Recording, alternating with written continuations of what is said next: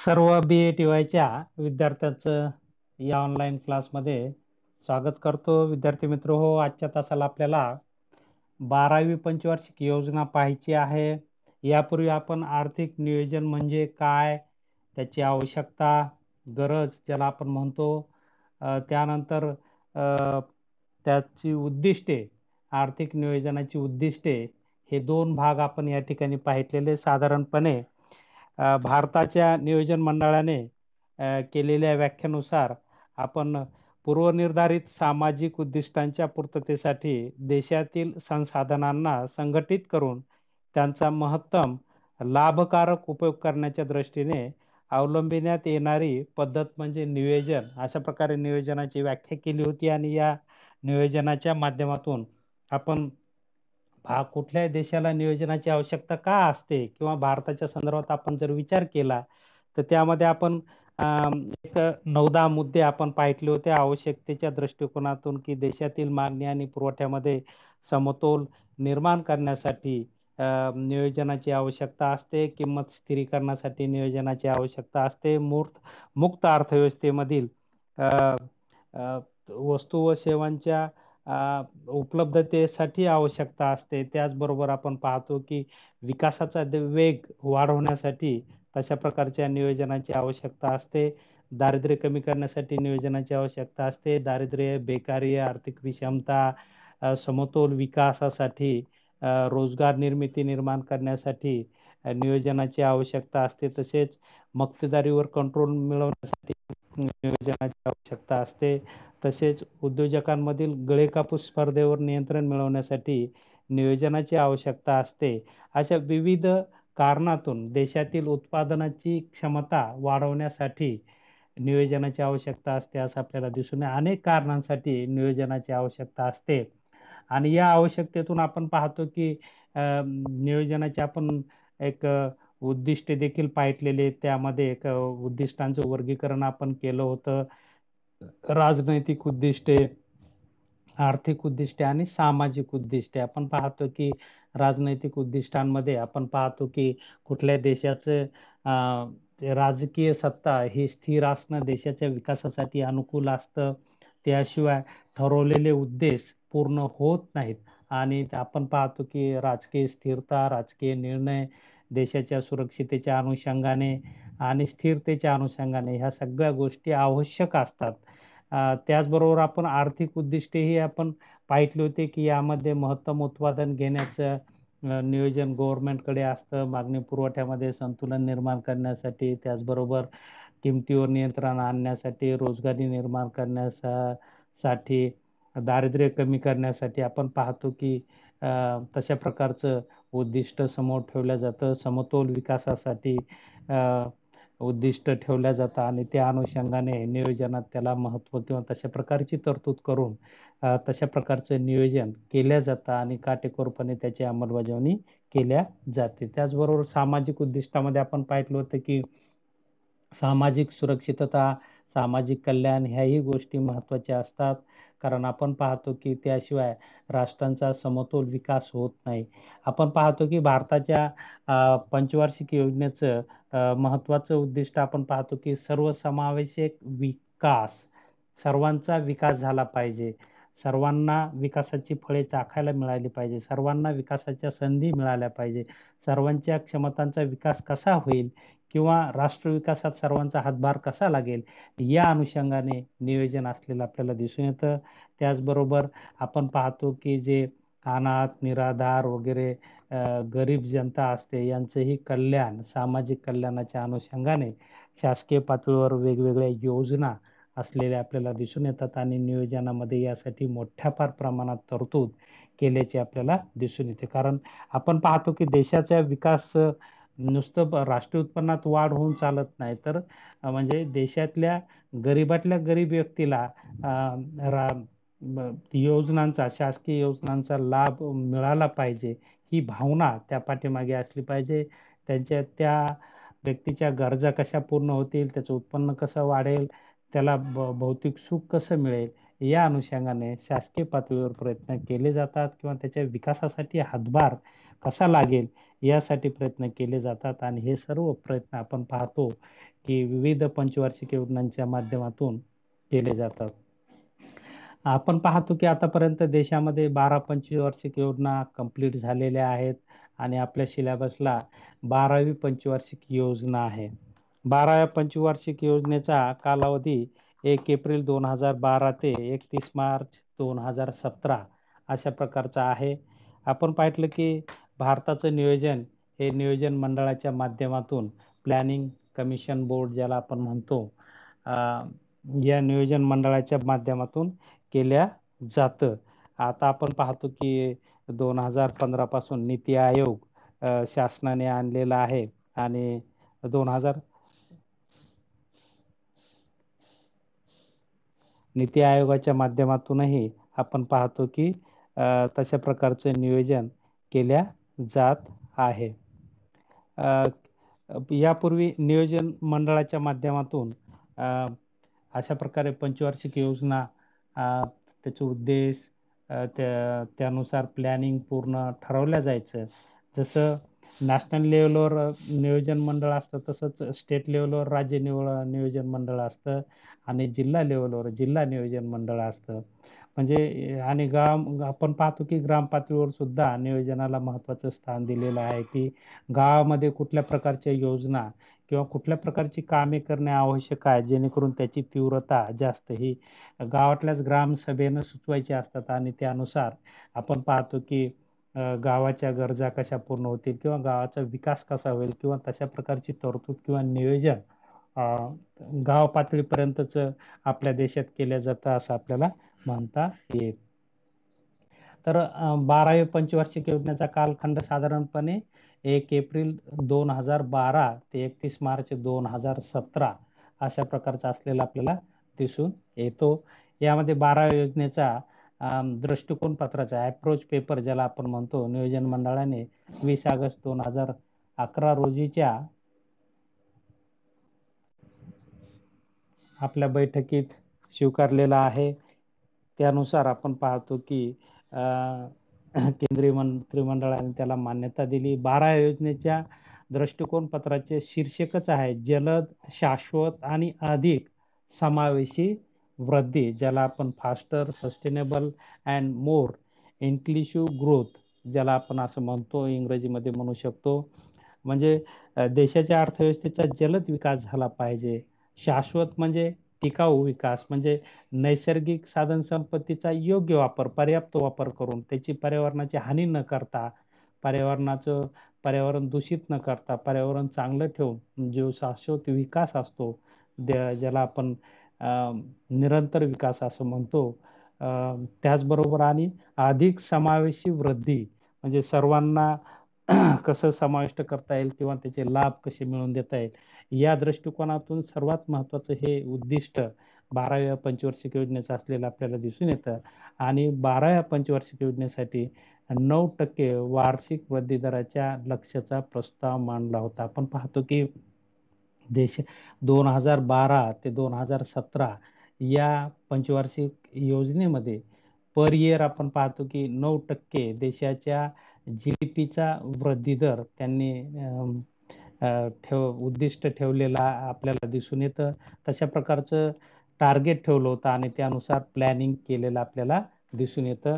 15 September 2012 रोजी नियोजन मंडळाने 12 योजनेच्या मसुद्याला मान्यता दिली, तर राष्ट्रीय विकास परिषदेने 27 डिसेंबर 2012 रोजी आपल्या 57व्या बैठकीत त्यास मान्यता दिलेली आहे. आता आपण 12 योजनेची मुख्य लक्ष्य या ठिकाणी दिलेली आहेत. त्याला आपण मेजर पॅरामीटर्स असं म्हणूया. त्यामध्ये पहिलं आहे मुख्य प्रमुख लक्ष्यामध्ये वाढीच्या दराचे लक्ष्य 8% वार्षिक सरासरी इतके ठेवण्यात आले आहे. कृषी क्षेत्रासाठी 4%, त्यानंतर उद्योग क्षेत्रासाठी 7.6% आणि सेवा क्षेत्रासाठी 9% लक्ष ठेवण्यात आलेलं आपल्याला दिसून येते. विभागनीय हे टार्गेट असलेलं आपल्याला दिसून येतं. कृषीचा विकास दर 4% त्यांनी ठेवला होता. ॲव्हरेज 5 वर्षात 4% आला पाहिजे. त्यानंतर उद्योगाचा 7.6% टार्गेट ठेवलेला आहे आणि सेवा क्षेत्राचा 9% टार्गेट ठेवलेला आपल्याला दिसून येतं. आणि एकंदरीत आपण पाहतो की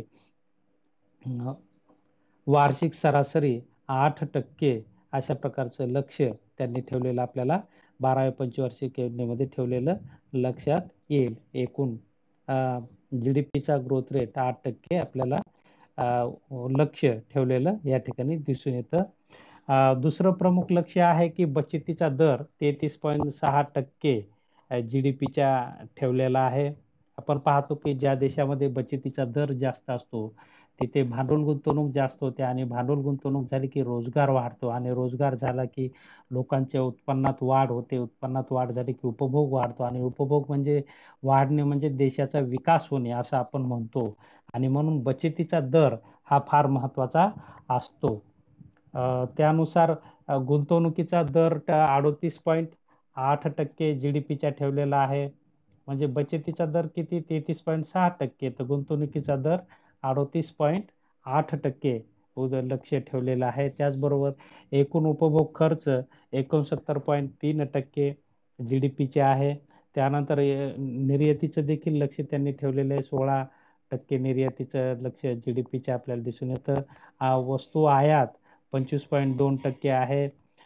वस्तू व्यापार तूट वजा 9.2% टार्गेट ठेवलेलं आहे. त्यानंतर सेवा निर्यात 3.5%.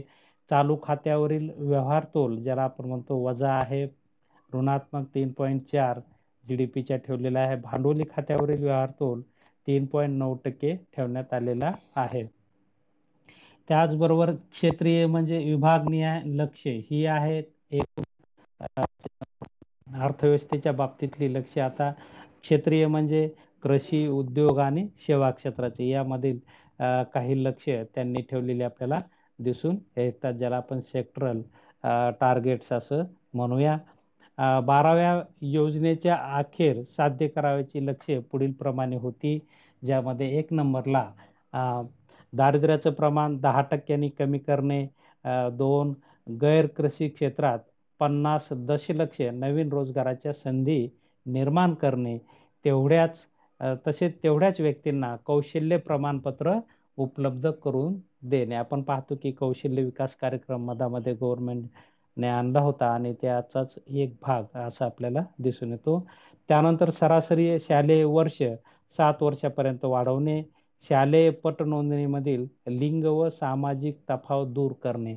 आपण पाहतो की शाळेमध्ये मुलांच्या शिक्षणाला महत्त्व दिलं जातं, मुलींच्या शिक्षणाला पालक वर्गामध्ये कमी महत्त्व दिलं जातं. तर ही जी विषमता आहे ही विषमता कमी करण्याचं टार्गेट त्यांनी लिंग विषमता ज्याला आपण म्हणतो की मुलगा काय मुलगी काय दोन्हीही शिकले तर कुटुंबाचा विकास होतो, राष्ट्राचा विकास होतो, अशा प्रकारची भावना त्यातून निर्माण करणे, अशा प्रकारचं एक टार्गेट 12व्या पंचवार्षिक योजनेमध्ये ठेवलेलं आपल्याला दिसून येतं.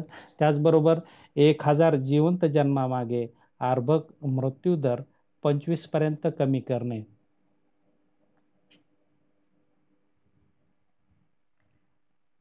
त्यानंतर माता मृत्यू दर 1% पर्यंत कमी करणे. बाललिंग गुणोत्तर 950 पर्यंत वाढविणे. आपण पाहतो की बाललिंग हे म्हणजे दर 1000 मुलांमागे मुलींचं प्रमाण असं आपण त्याला म्हणू शकतो. त्यानंतर एकूण जनन दर 2.1% पर्यंत कमी करणे. त्यानंतर 7वं उद्दिष्ट आहे 3 वयोगटातील अधोपोषण निम्म्याने कमी करणे, ज्याला आपण कुपोषणासारखा प्रकार म्हणूया. पायाभूत संरचना क्षेत्रातील गुंतवणूक 9% GDP पर्यंत वाढविणे. आपण पाहतो की पायाभूत क्षेत्रावर देशाचा विकास अवलंबून असतो. त्यामध्ये विशेषतः वीज आहे, रस्ते आहे, सिंचन आहे, यासारख्या गोष्टी जर शहरी आणि ग्रामीण भागात उपलब्ध झाल्या तर आपण पाहतो की विकासाचा वेग वाढतो. त्यानंतर स्थूल सिंचित क्षेत्राचे प्रमाण 90 दशलक्ष हेक्टरहून 103 दशलक्ष हेक्टर पर्यंत वाढविणे. सर्व गावांना वीज उपलब्ध करणे आणि गळतीचे प्रमाण 20% पर्यंत कमी करणे. आपण पाहतो की विजेची गळती मोठ्या फार प्रमाणात आहे. आपण पाहतो की आपल्याकडे आणखीनही विजेच्या सप्लायमध्ये तेवढा टेक्नॉलॉजीचा वापर होत नाही. आपण पाहतो की उघड्या तारातून आपल्याला वीज मिळते आणि त्यातून मग विजेची गळती होते. विजेची चोरी म्हणा किंवा वेगवेगळ्या कारणातून गळती होत असते आणि या गळतीचं प्रमाण साधारणपणे आपण पाहतो की 40% आहे. आधीच विजेचं शॉर्टेज आणि त्यामध्ये जर गळती असेल तर उद्योगांना, शेतीला आणि गृह उपयोगासाठी विजेचं शॉर्टेज येतं, वीज उपलब्ध होत नाही आणि परिणामी विकासावर त्याचा प्रतिकूल परिणाम होतो. आणि म्हणून विजेची गळती कमी करण्याचं एक टार्गेट या पंचवार्षिक योजनेमध्ये ठेवलेलं आपल्याला दिसून येतं. त्यानंतर सर्वच गावांना बारमाही रस्त्याने जोडणे. आपण पाहतो की पक्का रस्ता असेल तर शेतमाल मार्केटपर्यंत आणता येतो किंवा लोकांचा संपर्क शहरी भागाशी वाढतो. त्याचबरोबर इतरही योजनांचे लाभ, जसं की आपण पाहतो की रस्ते जर चांगले असतील तर मुलं शिकतात. रस्ते जर चांगले असतील तर बाजारपेठेचा विस्तार होतो. रस्ते जर चांगले असतील तर वेळेवर शेतमाल मार्केटमध्ये आणता येतो. तर रस्त्याचं महत्त्व हे विकासाला जोडलेलं आपल्याला दिसून येतं आणि त्यानुसार अशा प्रकारचं एक टार्गेट की सर्व गावांना बारमाही रस्त्यांनी जोडणे. बारमाही म्हणजे पक्का रस्ता ज्याला आपण म्हणूया. त्यानंतर राष्ट्रीय व राज्य महामार्ग किमान दुपदरी करणे. तशा प्रकारे आपण पाहतो की आपल्या देशामध्ये मोठ्या फार प्रमाणात रस्ते निर्माण झालेले आहेत किंवा तशा प्रकारचं काम चालू आहे. त्यानंतर पश्चिमी व पूर्वी फ्रेट कॉरिडॉर पूर्ण करणे. त्याचबरोबर 50% ग्रामीण जनतेला 55 लिटर प्रति दिन नळ पेयजल उपलब्ध करून देणे. आपण पाहतो की शुद्ध पाणी हे मिळालं पाहिजे. अशुद्ध पाणी जर मिळालं तर असंख्य आजार होतात. साधारणपणे अशुद्ध पाण्यापासून 50,000 होतात, अशा प्रकारची लिस्ट असलेली आपल्याला दिसून येते आणि हे भयानक आजार असतात. त्यामुळे प्रत्येकाला शुद्ध पाणी मिळणे हा त्याचा अधिकार आहे आणि तसं उपलब्ध करून देण्याचं टार्गेट आपण पाहतो की या योजनेमध्ये ठेवलेलं आपल्याला दिसून येतं. त्यानुसार 50% ग्रामपंचायतींना निर्मल दर्जा प्राप्त करणे. त्याचबरोबर हरित क्षेत्राचे प्रमाण दरवर्षी 1 दशलक्ष हेक्टरने वाढविणे. आपण पाहतो की पर्यावरण हे महत्त्वाचं असतं. जर पर्यावरण दूषित जर झालं तर अनेक आजारांचा सामना करावा लागतो. माणसाच्या आयुर्मानावर त्याचा परिणाम होतो, कार्यक्षमतेवर परिणाम होतो आणि त्यातून आपण पाहतो की माणसामध्ये अपंगत्व येतं किंवा अंधत्व येतं किंवा एकंदरीत अनेक समस्या आरोग्याच्या संबंधित निर्माण होतात आणि म्हणून पर्यावरण जेवढं शुद्ध राहील, हवेत जेवढा ऑक्सिजन चांगला राहील, तेवढा आपण पाहतो की लोकांची काम करण्याची शक्ती वाढते, निरोगी शरीर राहतं आणि निरोगी जिथे जनता असते तिथे आपण पाहतो की त्यांची सीमांत उपयोगिता जास्त होते किंवा काम करण्याची क्षमता जास्त असते आणि काम करण्याची क्षमतेतून आपण पाहतो की राष्ट्र उभा राहत असतं. त्याचबरोबर 30,000 मेगावॅट अक्षय ऊर्जा क्षमता दरवर्षी निर्माण करणे. आपण पाहतो की सौर ऊर्जा आपण आपल्या देशामध्ये जास्तीत जास्त वीज निर्मिती ही कोळशापासून तयार होते. त्यानंतर आपण पाहतो की पाण्यापासून वीज तयार केली जाते. परंतु कोळशापासून वीज जर तयार केली तर पर्यावरणाला हानी होते आणि म्हणून आपण पाहतो की पाण्याचं वरचेवर शॉर्टेज यायले आणि त्यातूनही मग विजेचं आपण पाहतो की बऱ्याच वेळा पाण्याअभावी विजेचे संच बंद करावे लागतात आणि त्यामुळे वीज निर्मितीमध्ये अडथळा निर्माण होतो. म्हणून आपल्या देशामध्ये आपण पाहतो की तसं सूर्य हा प्रखर तापतो आणि त्याच्या उष्णतेचा जर फायदा वीज निर्मितीसाठी केला तर हे पर्यावरणासाठी पूरक आपण पाहतो की सौर ऊर्जा असते आणि पर्यावरणाला कुठली हानी यातून होत नाही. मग तशा प्रकारची ऊर्जा तयार करून आपण पाहतो की अशा प्रकारचं एक टार्गेट शासनाने ठेवलेलं आहे की त्यामधून एक नैसर्गिक स्रोत ऊर्जेचा त्याचा उपयोग करणे, अशा प्रकारचं टार्गेट ठेवलेलं आपल्याला दिसून येतं. साधारणपणे ही क्षेत्रीय लक्ष्य 16 या ठिकाणी आपणास पाहावयास मिळतात. त्यानंतर 12व्या योजनेच्या नियोजन खर्चाची क्षेत्रीय विभागणी या ठिकाणी दिलेली आहे की 12व्या पंचवार्षिक योजनेला खर्चाची तरतूद किती आहे आणि क्षेत्रनिहाय कशी आहे हे त्यामध्ये दिलेलं आहे. याचा एक टेबलच आपल्याला पाठीमागच्या पेजवर पाहायला मिळतो. आपण पाहूया इतर पंचवार्षिक योजनेच्या तुलनेमध्ये. तोपर्यंत आपण 12 योजनेपर्यंत आपण पाहूया की 12 योजनेचा नियोजित खर्च हा 76,69,807 कोटी रुपये असलेला आपल्याला दिसून येतो. त्यामध्ये केंद्र, राज्य अधिक केंद्रशासित प्रदेश सर्वांचा समावेश आहे व तो 11व्या योजनेच्या प्रत्यक्ष खर्चाच्या 108.59% जास्त आहे, म्हणजे दुप्पट आहे. म्हणजे 11व्या योजनेला 200 रुपये असेल तर इथे 400 रुपये असा दुप्पट म्हणूया. तर दुप्पट तरतूद 12व्या योजनेची 11व्या योजनेच्या तुलनेत केलेली आपल्याला दिसून येते. त्याचबरोबर त्यापैकी केंद्राचा हिस्सा हा 56.5%, तर राज्य व केंद्रशासित प्रदेशाचा हिस्सा 43.5% त्यामध्ये आहे.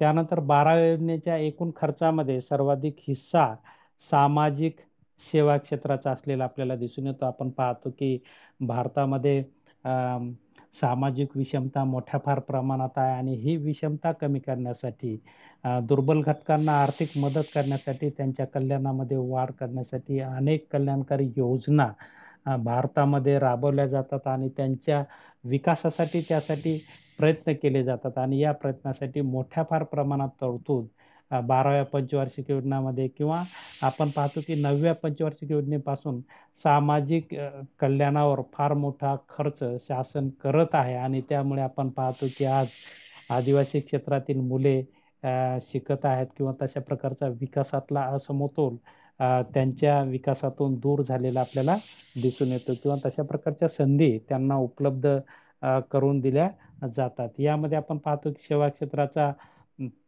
हिस्सा 34.74% आहे आणि त्यानंतर ऊर्जा क्षेत्र 18.75%, एकूण कृषी क्षेत्र 17.25% आणि वाहतूक क्षेत्राला वर 15.7% हिस्सा शासनाने खर्च करण्याचं लक्ष ठेवलेलं आहे. तर अशा प्रकारे आपण पाहतो की 12व्या पंचवार्षिक योजना आणि त्याची ठरलेली ही उद्दिष्टे ही या ठिकाणी दिसून येतात.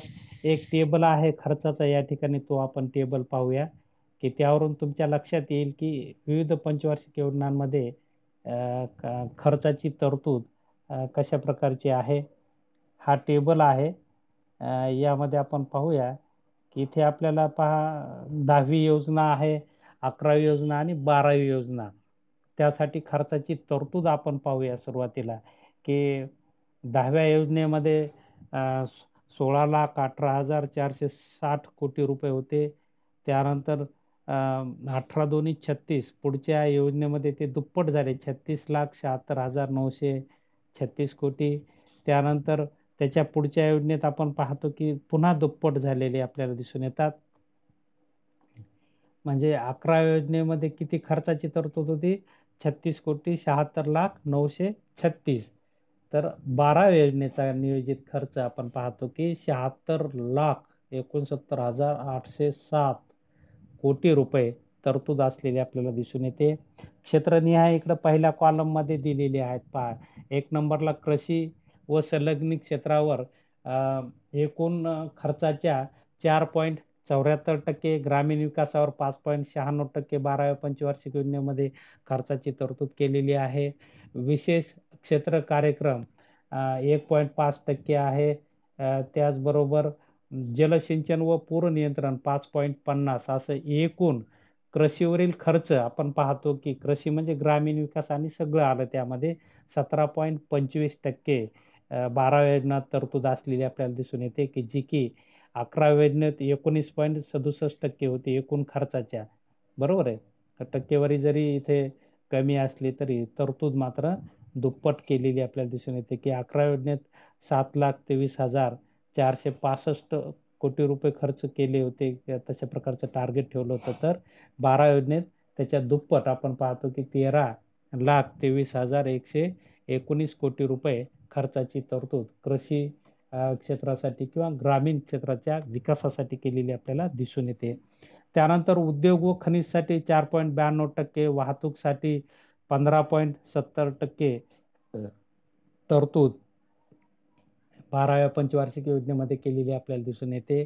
संचार, दूरसंचार ज्याला आपण म्हणतो 1.6%, विज्ञान तंत्रज्ञान पर्यावरण 2.18%, साधारण आर्थिक सेवा 3.98%, सामाजिक सेवा ज्याला आपण म्हणतो सामाजिक कल्याण वाढीच्या अनुषंगाने 34.74% आणि साधारण सेवा 1.41% अशा प्रकारे उद्दिष्ट नियोजित उद्दिष्ट 12वी पंचवार्षिक योजनेच्या खर्चाचं ठेवलेलं आपल्याला दिसून येतं, जेणेकरून मोठ्या फार प्रमाणात तरतूद करून सर्वसमावेशक विकास, सर्वांचा विकास, ज्यामध्ये आपण पाहितलं की दारिद्र्य 10% कमी करणे, विकास दर 8 ते 9% दरम्यान स्थिर ठेवणे किंवा तशा प्रकारचा वाढवणे, अशा प्रकारचे टार्गेट्स आपल्याला पायाभूत सुविधा असतील, विजेची गळती कमी करणे, अशा प्रकारचे हे लक्ष्य पूर्ण करण्यासाठी तर ही तरतूद ठेवलेली आपल्याला दिसून येते. त्याचबरोबर आपण आता आता हे पाहू, याची अचिव्हमेंट पाहूया. 12वी पंचवार्षिक योजना हे उद्दिष्ट ठेवले, ते हे उद्दिष्ट कितपत साध्य झाले. जसं की आपण पाहतो की 12व्या पंचवार्षिक योजनेमध्ये कृषीचा विकास दर हा 4% ठेवलेला आपल्याला टार्गेट दिसून येतं.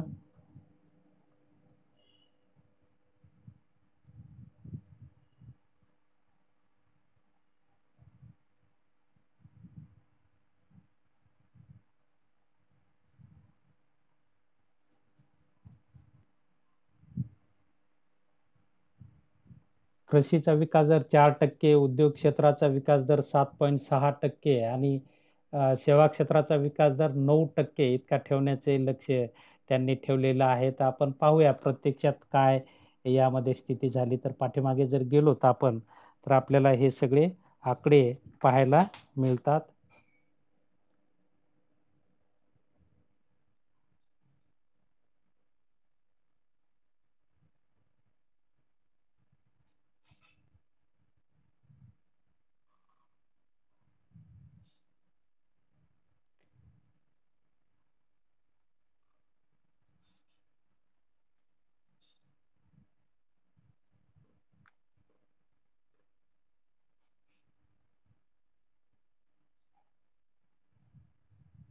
पहा, या ठिकाणी क्षेत्रनिहाय GDPतील वृद्धी दर्शवलेली आहे.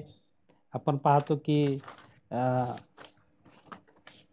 या 12व्या पंचवार्षिक योजनेमध्ये जी टार्गेट्स ठरवली होती ती आपल्याला या ठिकाणी काही प्रमाणात पाहावयास मिळतात, की साधारणपणे 2012 ते 2017 असा कालखंड या योजनेचा असलेला आपल्याला दिसून येतो. या ठिकाणी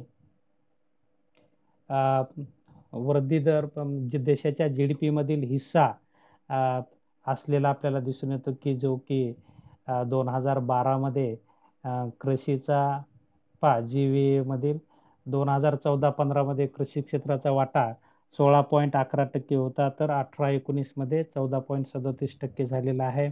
उद्योग क्षेत्राचा वाटा 31.37 तर 31.30% झालेला आहे.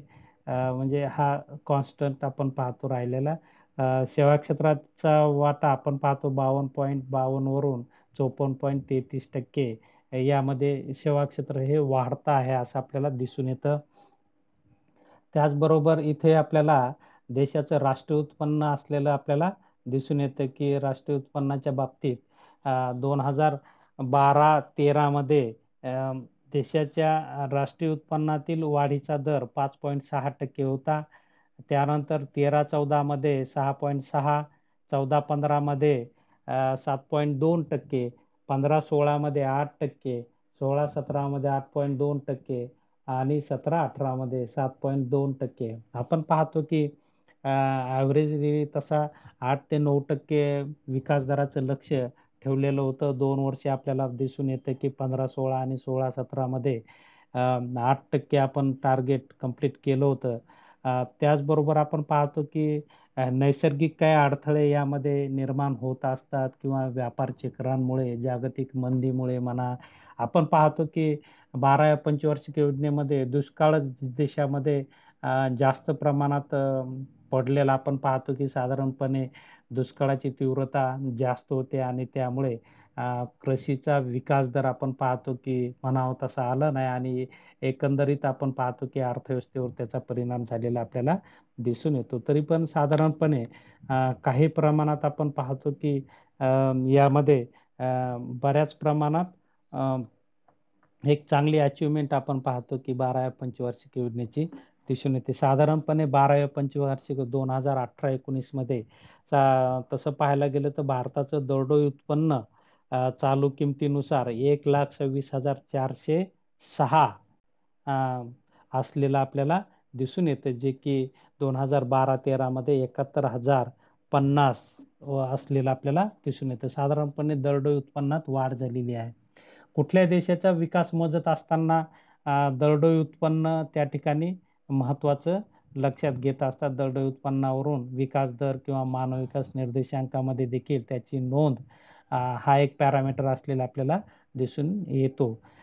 त्याचबरोबर दुसरा एक टेबल आपल्याला या ठिकाणी आणखी सांगता येईल की साधारणपणे अशा प्रकारे एक अचिव्हमेंट 12व्या पंचवार्षिक योजनेची आपल्याला दिसून येते की ज्यामध्ये देशाचा वृद्धी दर वाढलेला आपल्याला दिसून येतो किंवा जवळजवळ आपण ते टार्गेट कंप्लीट केलेलं लक्षात येतं.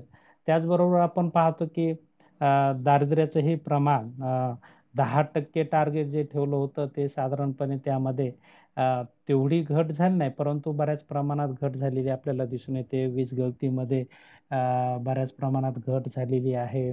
त्याचबरोबर पायाभूत सुविधा मोठ्या फार प्रमाणात देशात निर्माण झालेल्या आहे. सामाजिक कल्याणाच्या योजनांची आपण पाहतो की आता ऑनलाईन अंमलबजावणी होते. डायरेक्ट जो लाभधारक आहेत त्यांच्या खात्यावर पैसे आता ट्रान्सफर होत आहेत आणि त्यामुळे आपण पाहतो की सर्वसमावेशक विकास अशा प्रकारे आपण पाहतो की शासनाचं जे टार्गेट आहे ते काही प्रमाणात आपण पाहतो की अचीव झालेलं दिसून येतं की आता पाहतो की कृषी बाजार यंत्रणेमध्येही बदल केले जात आहे. ग्रामीण विकासामध्ये पक्के रस्ते निर्माण केले जात आहेत आणि त्यामुळे दळणवळणाच्या सुविधा झाल्यामुळे ग्रामीण लोकांचा शहरी लोकांशी संपर्क येऊन लोकांना विकासाच्या संधी मोठ्या फार प्रमाणात निर्माण होत आहेत असं आपल्याला दिसून येतं. त्याचबरोबर आणखी एक टेबल आपल्याला या ठिकाणी पाहता येईल की हा टेबल देशाचं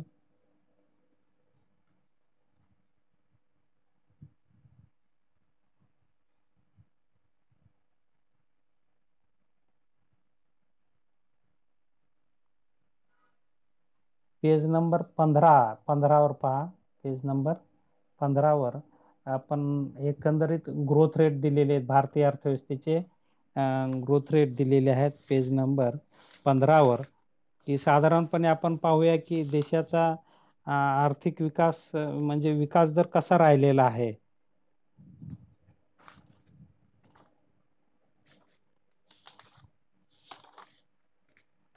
पहा 2012-13 मध्ये GDPचा वृद्धी दर होता या ठिकाणी 5.1%. 13-14 मध्ये देशाच्या राष्ट्रीय उत्पन्नातील वाढ 6.39%. 14-15 मध्ये 7.5%. 15-16 मध्ये 8% आणि 16-17 मध्ये 8.2%. आपण पाहतो की 12वी पंचवार्षिक योजना 2012 ते 2017 असा कालखंड आहे आणि 15-16 आणि 16-17 मध्ये जे 8%चं उद्दिष्ट आपण पाहतो की ते अचीव केलेलं आपल्याला दिसून येतं.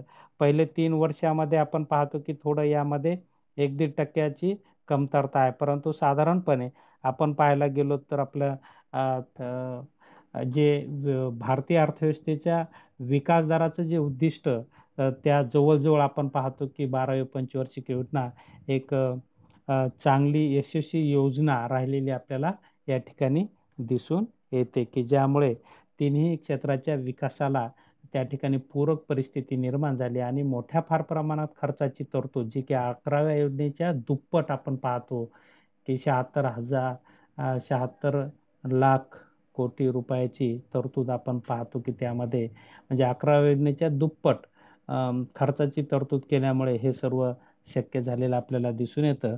आणि साधारणपणे ही योजना एक भारताचा विकास दर वाढवणारी आणि त्यामुळे आंतरराष्ट्रीय पातळीवर भारताचा आपण पाहतो की त्यामुळे मोठ्या फार प्रमाणात दबदबा निर्माण झालेला आहे. भारतीय अर्थव्यवस्था आपण पाहतो की 2018ची रँक जर काढली जागतिक पातळीवरील भारतीय अर्थव्यवस्थेची, तर सर्वाधिक मौद्रिक दरानुसार भारताचा क्रम हा 6वा लागतो देशामध्ये, जगाच्या जागतिक तुलनेत.